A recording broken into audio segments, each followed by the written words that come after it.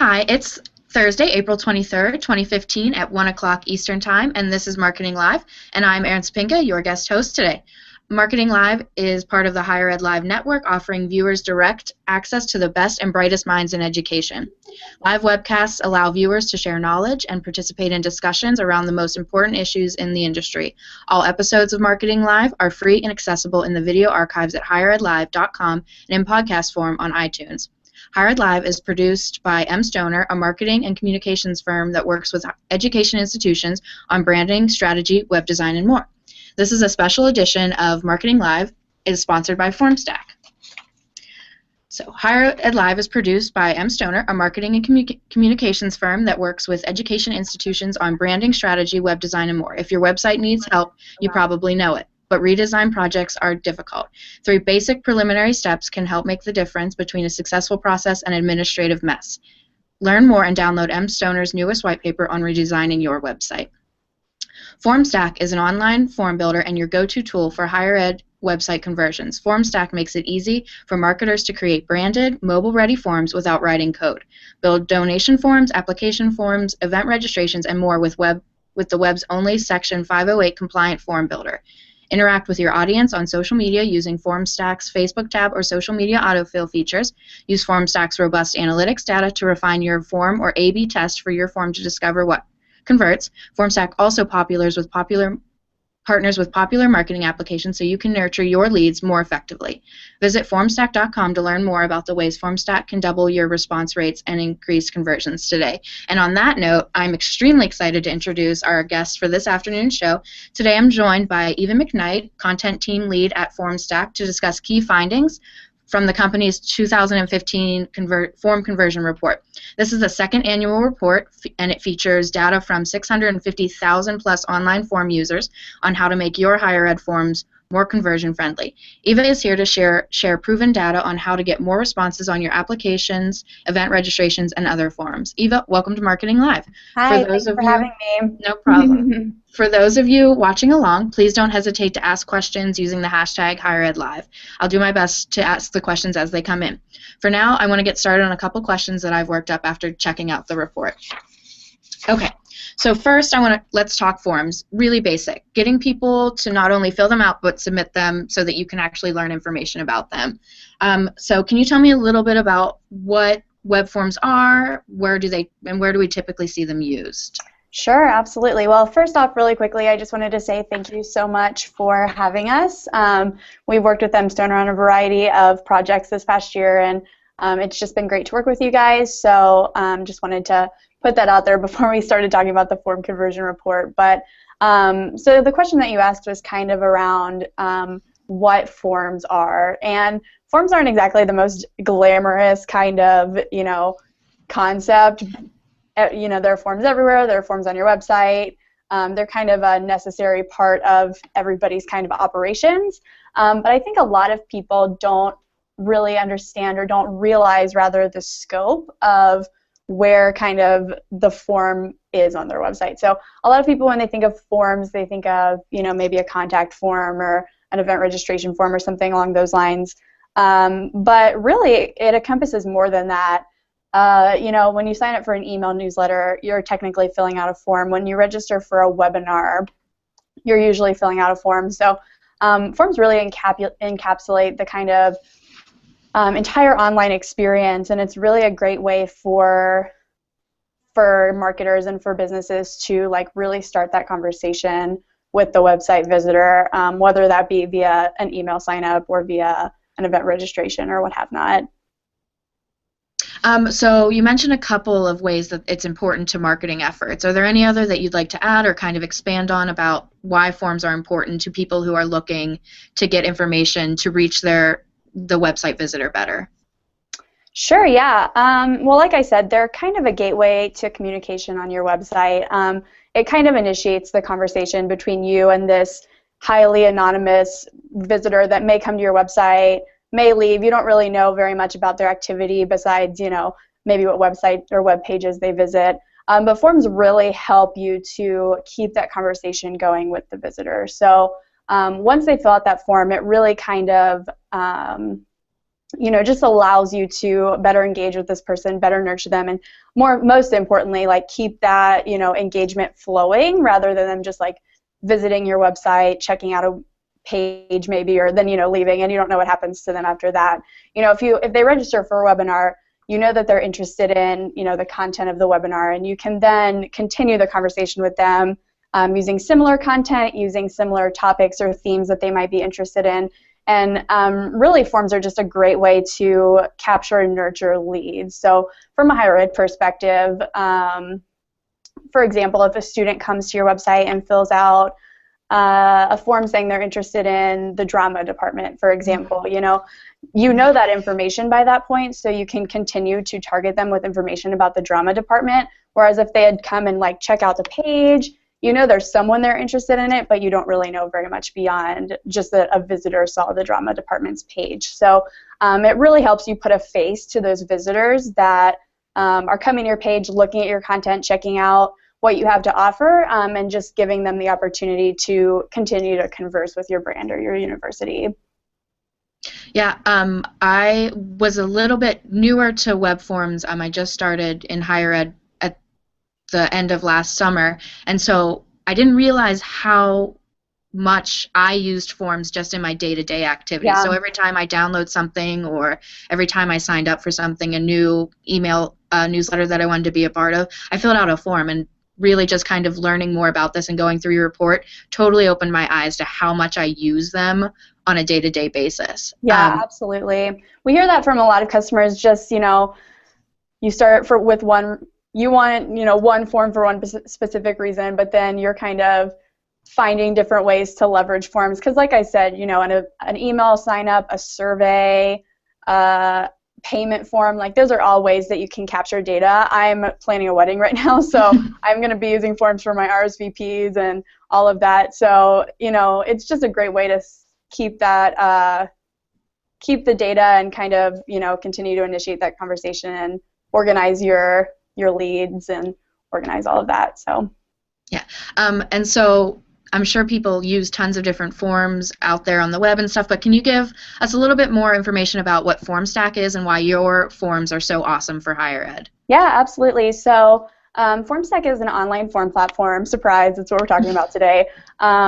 We really specialize in lead generation. So like all online form builders, we offer the functionality to create really any type of form you need without coding. So our entire software platform is drag and drop. So we just give you the tools that you need to kind of DIY your forms yourself. So that goes from survey forms to event registration forms, payment forms, like I said.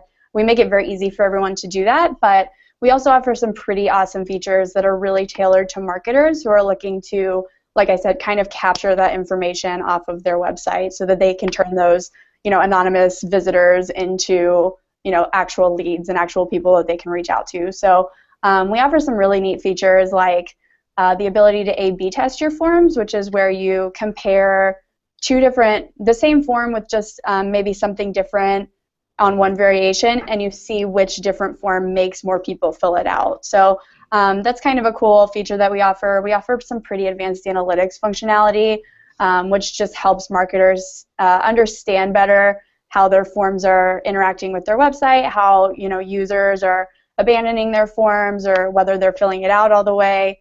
And in addition, we offer some really awesome social media tools. So we offer the ability to embed our forms on Facebook, which is great for more social kinds of initiatives like, maybe a survey or a contest or something, as well as the ability to auto-complete the form, so fill in a lot of the fields using people's social media data, which is pretty cool.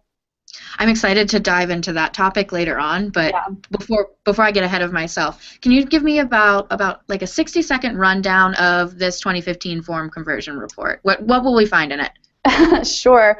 Yeah, so this is the second year that we've done this report. So last year, the 2014 form conversion report was our first time launching a piece of research like this. And basically, last year as we were brainstorming, we were kind of, trying to find really what helps people or what gets people to fill out their forms. So we have this wealth of data in front of us. We have over 650,000 form users.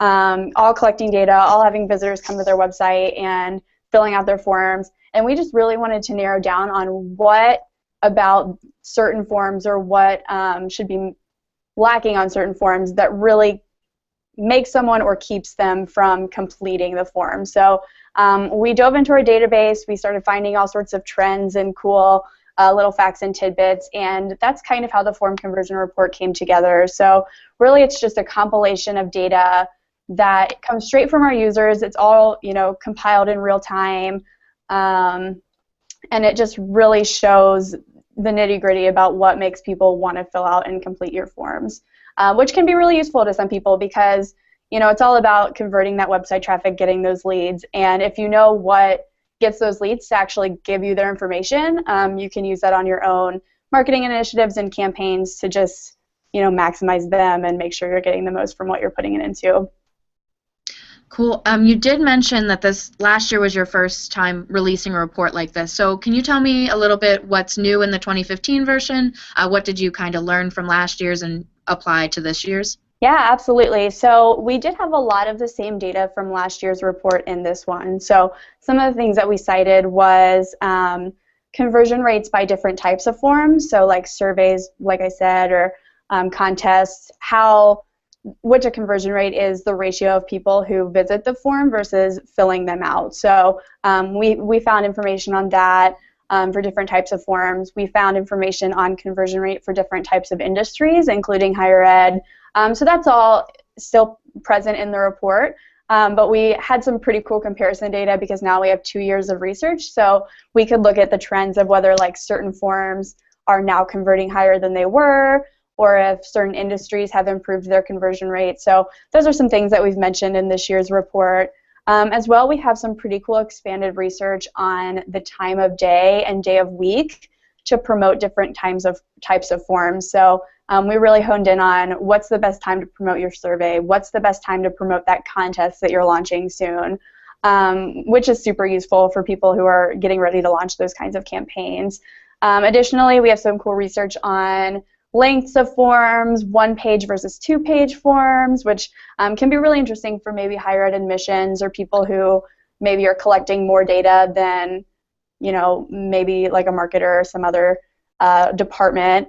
And most exciting, which you mentioned that you're looking forward to talking to, we have some awesome conversion metrics on those 2 social media features that I mentioned earlier. So the Facebook tab embed and the social media autofill. We found some really cool research on that, which we'll get to in a little bit. Yeah, there's a lot of great stuff that I was reading about coming out of this, and I don't want to give it away because we're talking about it later, but I know that one of my most frequent researches and the numbers that I always drill down into when I'm looking at stuff is when do people actually click?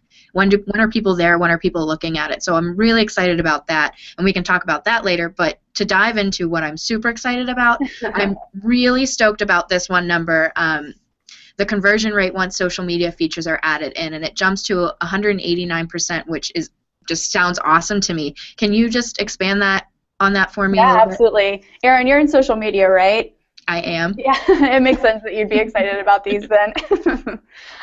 So yeah, basically what Erin mentioned is, like I said, we found some really awesome conversion data on those 2 features that I mentioned, so Facebook tab embed, social media autofill. And basically what we did for the report is we looked at the conversion rates of our customers who are using that feature, or both of those features rather, against the conversion rates of people who don't leverage those features.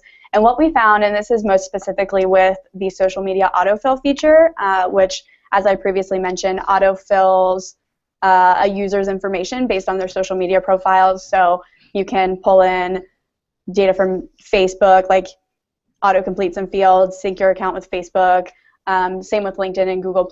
But people who use that feature on their forms average up to 189% higher conversion rates than those who don't, which is just really crazy to me. I remember when we were first looking at all the research and we saw that number, I was like, holy moly, like that is so much higher.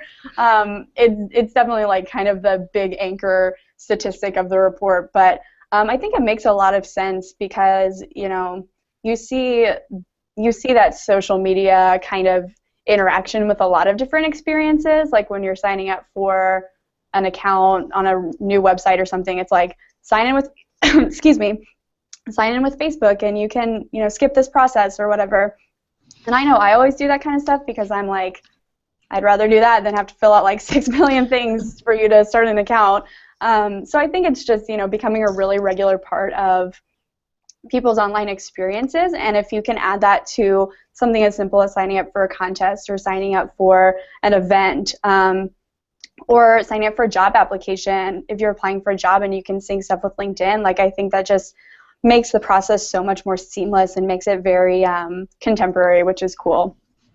No, when I was reading the report, I went through and I thought, okay, well, I do use Facebook a lot of the time to fill in, just even down to Spotify. I didn't even put in my own information to Spotify. I said, sign me up on LinkedIn, please, or take my Facebook information, that's fine. And to speak to the LinkedIn thing, I know my boyfriend is currently looking for a job, and he fills in all the exact same things that he has already on his resume on his LinkedIn. And so that one-click option is just, and I was going through my everyday, again, experiences with stuff online, and these options to just automatically fill them, I take them every single chance that I can. Me too. And I think it's great for mobile users too, which FormStack forms are mobile friendly, which is equally awesome. So, if you're filling out a form for an event, or if you're filling out something like a contest on your phone, if you are scrolling on social and someone says, sign up for this contest, win a free whatever, and you pull it up on your phone, like you don't have to do the like weird two-thumb type or like have to do a lot of zooming and pinching. Like it's just very seamless, and I think a lot more people are accessing that kind of information, that kind of content on their phones. So just making it easier for them is a huge way to increase conversions. Yeah, the zooming and pinching words are definitely trigger words to thinking of an annoying experience when I'm trying to read something on non-mobile friendly. I know. It's just, But so that was a huge number jump, but then we're seeing an overall kind of conversion rate jump. Last year it was at about 8%, correct? And then this year we saw it go up to more of a 10%. What do you think contributed to this boost, and can you provide a little bit more insight into that? Yeah, absolutely. So as you mentioned, the higher ed industry was one of the industries that we looked at when comparing conversion rates from this year and last year. So just the industry as a whole, basically any customer that we have, or user rather, that has higher ed industry listed. So last year, like you said, they reported around an 8% conversion rate, which was lower than kind of the industry average. But it's actually jumped up 2 points, like you said, to 10% this year. And I think there are a couple of things that have contributed to that. I think higher ed is definitely becoming more aware of the importance of like analytics and conversions in general. I actually joined the mStoner team in Austin in November at I think it was AMA marketing conference.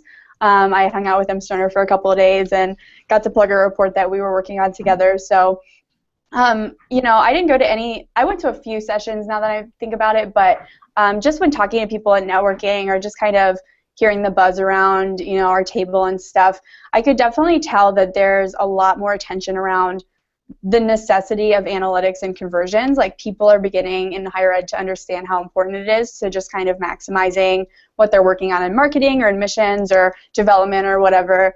And I think that there's definitely a curiosity now around learning more about all of those different aspects, just really diving into, if a student comes to our website, what will make them fill out this, more information form so that they get a packet, or if a student or if an alum, for example, comes to the development website, like what will really get them to donate.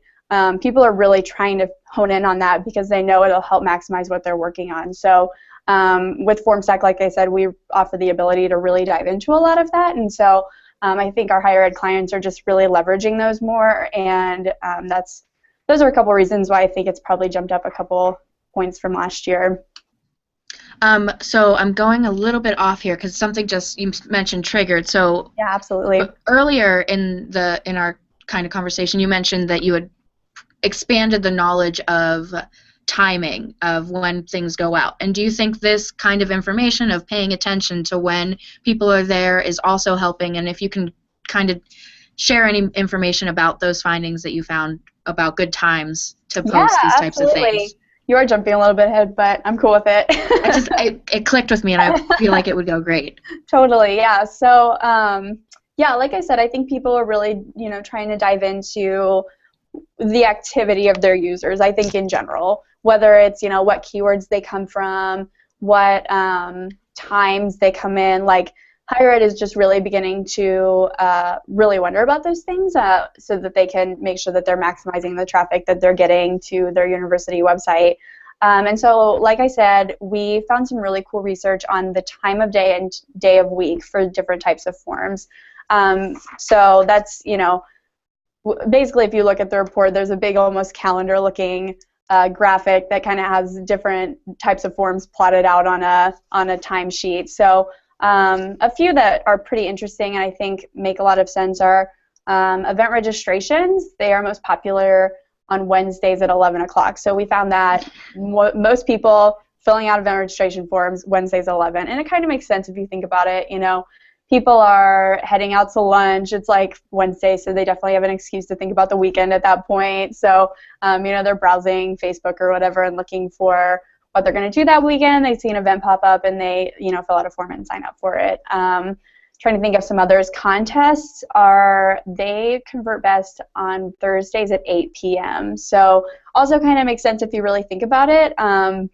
You're end of the day, browsing Facebook, browsing social, see this contest pop up, you're like, I'm not doing anything. You're probably watching, if you're like me, you're watching like some terrible TV show and so you're like, all right, I'm gonna fill out this contest, what the heck. So I think really honing in on those like specific times where there's already a really high activity volume.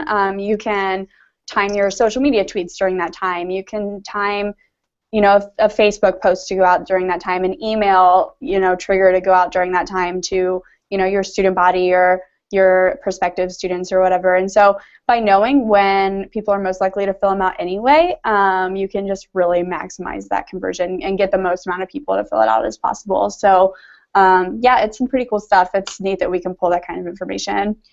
It's awesome. I love those types of numbers, and it's just always so interesting to hear and then think about in your own day and the people that what people are up to do, what they're doing around those times. And so the Wednesday time totally makes sense to me because right at that point I'm like, okay, it's Wednesday, 2 more days till the weekend, and then I start daydreaming about what I'm going to be doing or thinking like, oh, I should go sign up for this, and really idealistic, like, oh, I'm going to do so many things this weekend. And so I go out looking. Whether people actually attend is up to the marketer, but you can at least make sure people sign up for it. Yep. That number totally makes sense to me.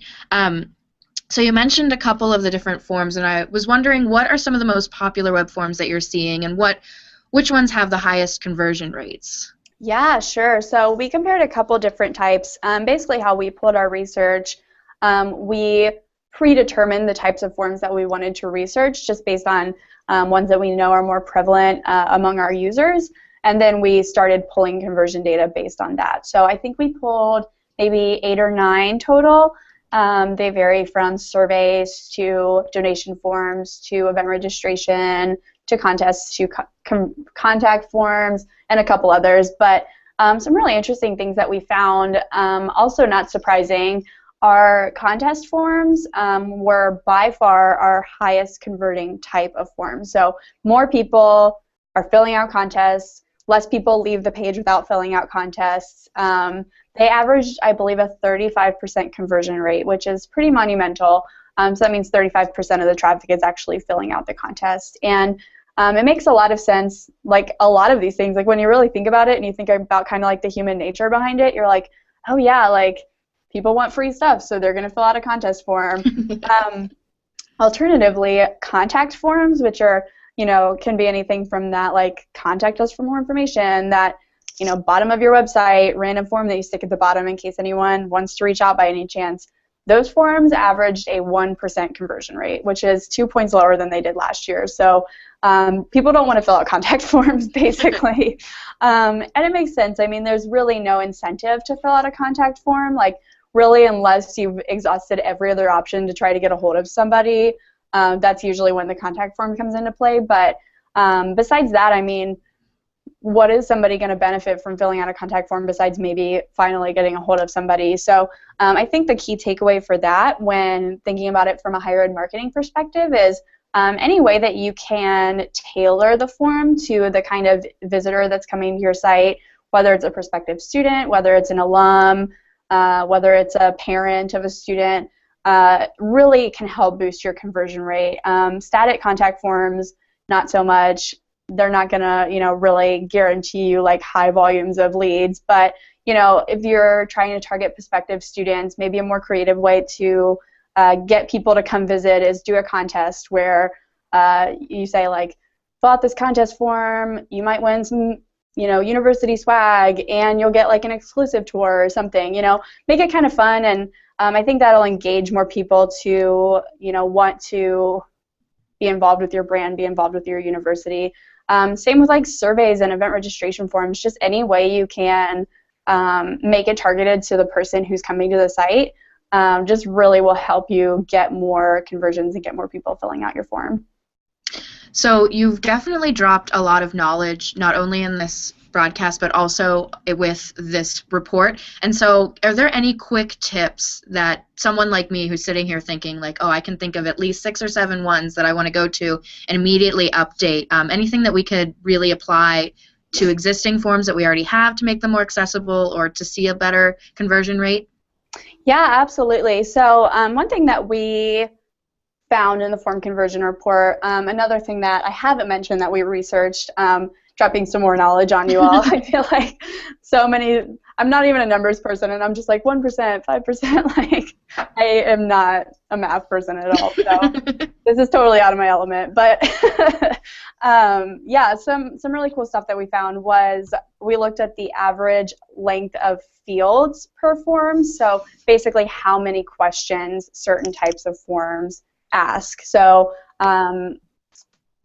to no surprise, a survey form tends to have higher number of questions than like a contact form or an event form, and sometimes those forms that had the higher average field length actually converted better than some of the ones that have shorter ones, like a contact form. Generally, you don't have very many questions on a contact form, but it doesn't necessarily mean that it converts well. So shorter, we put this in the report, but shorter isn't always better when it comes to forms. It's really all about just kind of testing, and since we offer that functionality, you can testing the perfect amount of questions on your form, the perfect length of your form, whether your form is on one page or on multiple pages, if you break it up on a couple different website pages.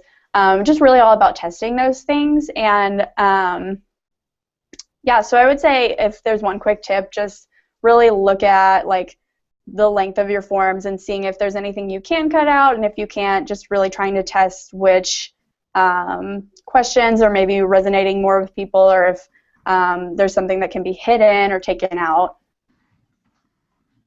That, like, again, I work in social media, so it's 140 characters. You want your message there short as possible, and so reading that, okay, the longer forms actually did better. That's just a complete kind of, whoa, wait a minute, hold on. I'm so used to trying to limit it and make it so quick and so easy and simple. Can you talk a little bit more about the multi-page breakup versus just kind of a running long survey? Yeah, so most online form builders, FormStack included, offer our customers the ability to put their form on multiple pages. So you fill out 2 or 3 questions, and then you click next and fill out a couple more, and then you might go through a couple pages before you hit submit. And I don't remember the exact number, it's in the report, but multi-page forms, the ones that have questions on a couple different pages, actually convert better than forms that have all the questions on one page. I believe the one-page ones had around a 6% conversion rate, and the multi-page forms around a 13% conversion rate. So I think it makes sense when you hit a form, whether it's just a form on a page or it's in a greater like website page, when you see something like that, if it's long, it definitely looks very intimidating, and you're like, oh, I don't want to fill that out all the way, and you might leave because it just looks like something you don't want to put very much time into. And so by breaking it up into a couple of different pages, you're still capturing the same information, but it might just be a little bit less overwhelming for the user. And this is great for especially admissions departments, because we have a lot of customers who use FormStack for those university applications, which you ask about like everything in their life when you're when you're filling out an admissions form. So you need pretty much everything about them. So when you're collecting that much data by breaking it up into a couple of different pages, it's just a much more I don't know, relaxing experience, I guess.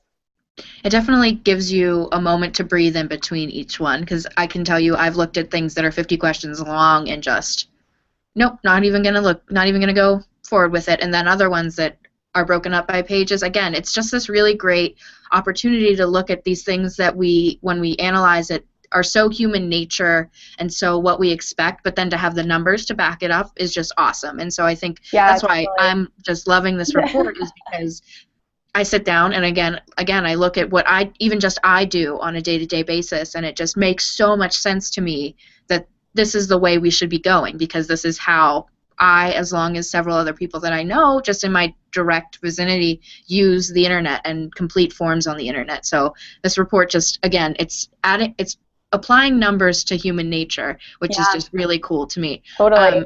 Really quickly, just going off of this long forms conversation, a lot of the multi-page forms generally have a progress bar with them too, which I think also helps kind of make people invested in the process, because if you fill out one page and you look and you see you're already halfway done, you're like, well, I'm just going to fill out the rest of this page and then I'll be finished. And so having that kind of at the bottom too might also encourage more conversions and more submissions, just because you see it and you kind of get an idea of how long it'll take you, rather than like seeing this long form and being like, well, this looks long, so it's going to take me hours, and then leaving. So talking about how some forms do well longer, so this is going to sound kind of funny, but how do we shorten those longer forms? So I'm thinking, like, do we apply save and resume buttons, or what are some of the things that your report found to kind of help with, even though it's longer, kind of breaking it up still even further than multiple pages? Sure, yeah. So, like you said, there are just some forms that you can't get around capturing the data that you need, like an admissions form or like an alumni survey or something. There are just certain questions that you have to ask to really get like the full picture of what data you're trying to collect. So you totally got it right there with the save and resume button. That's some functionality that FormStack offers, as well as probably some other form functionalities.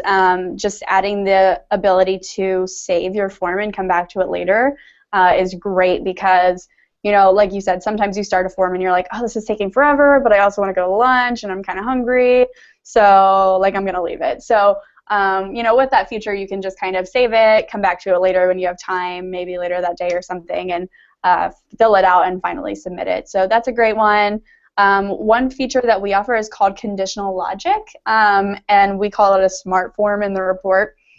But basically it allows our customers to show and hide questions based on how visitors fill out the previous questions. So if someone comes to your form and you ask, are you joining us for breakfast or lunch? And they hit breakfast, then only the menu for breakfast will pop up instead of both. So, it just helps, if they're not coming to lunch, they don't need to see the options for that particular lunch. They only need to see breakfast. So it just hides that one question so that, it's less that they actually have to see when they're filling out the form. So that's a pretty cool feature, and it just allows you to only show things that are applicable to the person who's visiting.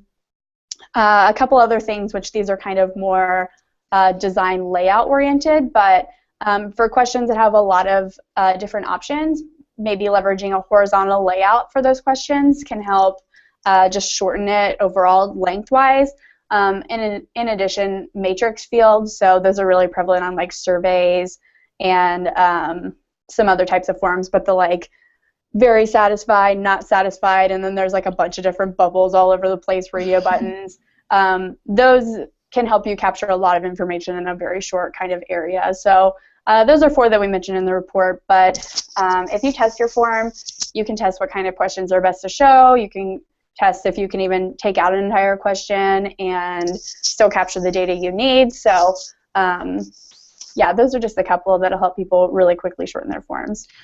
So we are starting to get toward the end of the questions that I have for you. So I just wanted to remind our audience that please tweet questions to us using Higher Ed Live. We would love to answer them, I'm sure. I want to learn more, so pick Eva's brain even a little bit more would be awesome.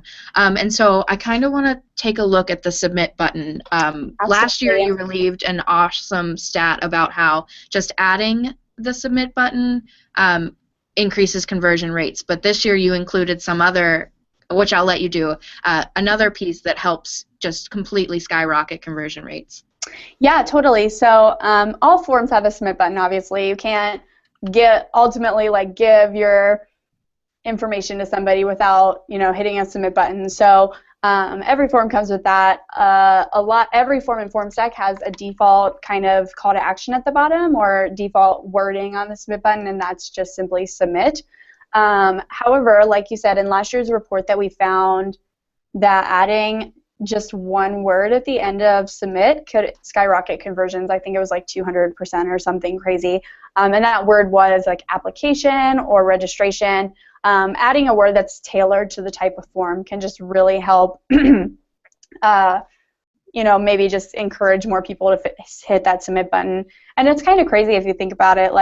You wouldn't think that changing one letter or changing one word rather on a submit button would really impact your form's conversion rate that much, but when a user comes to your site, anything they look at and interact with is content. So whether that's the headline of the website or the top of the form or the questions on the form or the submit button, it's all stuff that your marketing team produces, and it's all content that's going to resonate with your brand and resonate with the user. So neglecting the submit button can have pretty substantial impact on your conversion rate. And this year we found pretty similar results in research. We looked at, the same as last year, the top converting submit button kind of language, and we found this year, which is also pretty similar to last year, makes a lot of sense, verbiage that kind of guides the user through the form really helps to boost those conversions. So I think this year's highest converting button copy was continue, I believe, and the continue is used a lot on surveys or contests or maybe some things that have a kind of second step to them. But by adding that word that's kind of continue, it just kind of leads the user through that process, and just really helps that interactive experience. Yeah.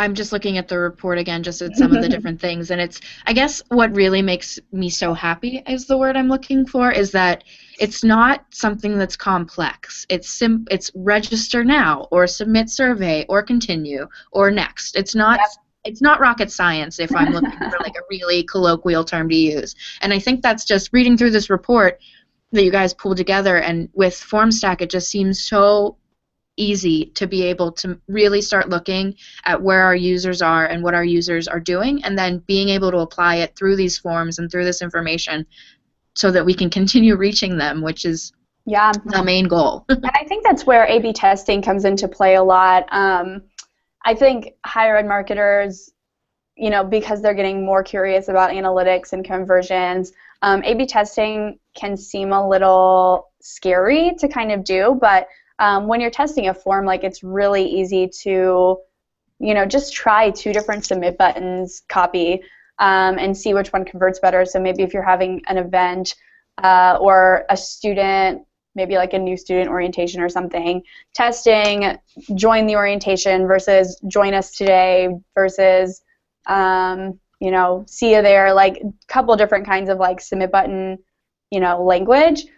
Just seeing how they do against each other can really I think you would be very surprised at how your conversion rate might be affected by just trying a couple of different things. And same with the questions that you ask, and same with the even color of the form. Changing the color might be able to boost your conversions a little bit. So by harnessing the power of testing, which with FormStack is fairly easy to do and set up, you can really, like I said, be surprised by some of the things you find, and really help hone in on what, how people interact with your page and what resonates with them. No, it's amazing. That's such an easy way, like you said, to up your game and to just kind of get your forms on board. And with FormStack, it just is so simple, and it's just it's so nice to see that starting to be really popular in these types of trends and these different pieces that we're trying to implement is that it doesn't have to be super, super complicated. We're all trying to reach our viewers and users, and here's really great, simple ways to do it. I'm not seeing any questions come in, probably because you have answered so many awesome things, but is there anything else you kind of want to tack on that you haven't mentioned already, or want to just highlight about the report, maybe mention where they can check it out? Yeah, absolutely. So this year, another cool thing that we did was when we did the report last year, we just threw it up on a landing page, kind of like told people to download it there. But this year, we really wanted to create kind of an experience out of the form conversion report, just because it was so popular last year, and we knew it was going to be popular again this year. So we just wanted to kind of make it like really fun and interactive. So if you go to formstack.com/form report, you can kind of access that experience. And so it obviously gives you the ability to download the report and kind of read everything for yourself, get all the key takeaways, maybe learn something new that you can apply to your forms today. But we also offer the ability to kind of calculate probably what your conversion rate is now. So we ask a series of questions based on what data you're collecting, what industry you're in, if you're using certain functionality or not, and we can kind of guess what your conversion rate is for, your department or your team or whatever. So that's kind of cool. It's definitely not like a guarantee, like we don't know exactly what your conversion rate is, but it's just a fun little tool to kind of, get interactive with it. And then a couple weeks ago, we did a webinar with Jay Baer, founder of Convince and Convert, and I think he has like the #1 social media or content marketing blog on the web, so that's pretty awesome. We did a webinar with him on the key takeaways from the report as well, and you can check that out on the website too. Okay. Well, I think that is all the questions that I have for you today, and thank you so much for joining us and sharing so much information, especially to a forms noob like myself. I just have so much stuff floating in my head, and I can't wait to take it back with me. Thank you for joining us, and thank you for joining us on Marketing Live again today. Have a great day. Absolutely. Thanks so much, guys.